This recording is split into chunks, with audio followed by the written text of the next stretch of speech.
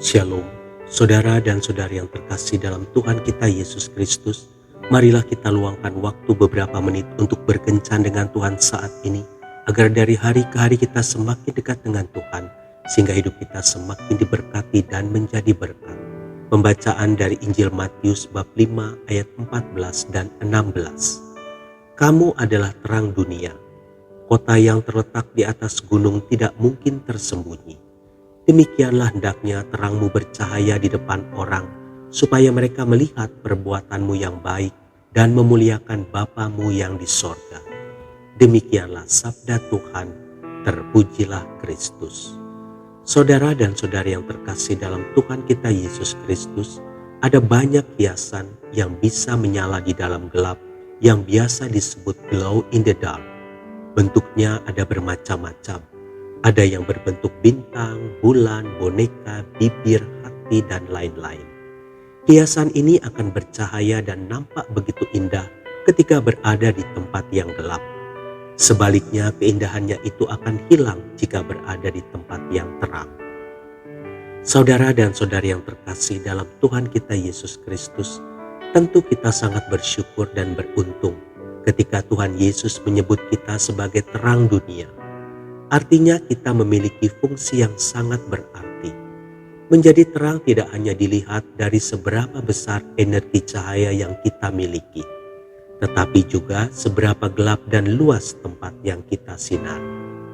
Kita harus menjadi terang di tempat yang gelap, sebab terang akan bermanfaat dan nampak indah hanya ketika terang itu berada di dalam kegelapan. Akan tetapi saat ini tidak sedikit pengikut Yesus yang justru kehilangan keindahannya itu karena tidak berada pada tempat yang seharusnya. Sebagai pengikut Yesus yang adalah terang dan yang seharusnya menerangi tempat gelap, justru hanya ingin berada di tempat yang terang. Bisa dibayangkan bagaimana ketika terang itu berada di tempat yang terang. Pastinya terang itu tidak lagi berguna dan keindahannya pun tidak akan nampak. Saudara dan saudari yang terkasih dalam Tuhan kita Yesus Kristus, dalam hal ini Tuhan Yesus sendiri adalah teladan bagi kita. Yang perlu diketahui, ketika Tuhan Yesus melayani di dunia, Ia tidak hanya melayani di rumah ibadah. Justru semakin banyak waktunya dihabiskan di luar rumah ibadah. Jika membaca riwayat pelayanannya, kita dapat mengetahui tempat-tempat apa saja yang dikunjungi oleh Tuhan Yesus. Yang pasti, Ia lebih memilih tempat yang perlu diterangi, seperti di rumah pemungut cukai, pasar, bukit, danau, bahkan tempat yang memungkinkan seorang pelacur untuk menghampirinya. Sebagai pengikut Yesus yang adalah terang, sudahkah kita berada di tempat yang tepat? Apakah kita sudah berfungsi dengan baik? Seharusnya terang yang daripada Tuhan dinyatakan kepada semua orang, agar orang lain dapat melihat kita dengan jelas. Tuhan Yesus sendiri mengatakan bahwa pelita itu tidak boleh ditaruh di bawah gantang, sebab terang tidak akan berfungsi maksimal bila diletakkan di bawah gantang atau dalam keadaan tertutup. Dalam hal ini kita tidak diminta untuk menutup diri dan menghalangi terang Tuhan yang ada pada kita.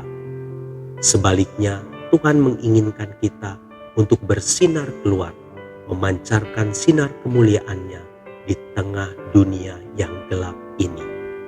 Tuhan Yesus memberkati. Marilah kita berdoa dalam nama Bapa dan Putra dan Roh Kudus. Amin. Tuhan Yesus, aku bersyukur karena Engkau menjadikanku terang dunia. Mampukanlah aku Tuhan agar dapat menerangi kegelapan yang ada di sekitarku ini melalui perkataan dan perbuatanku yang baik. Amin.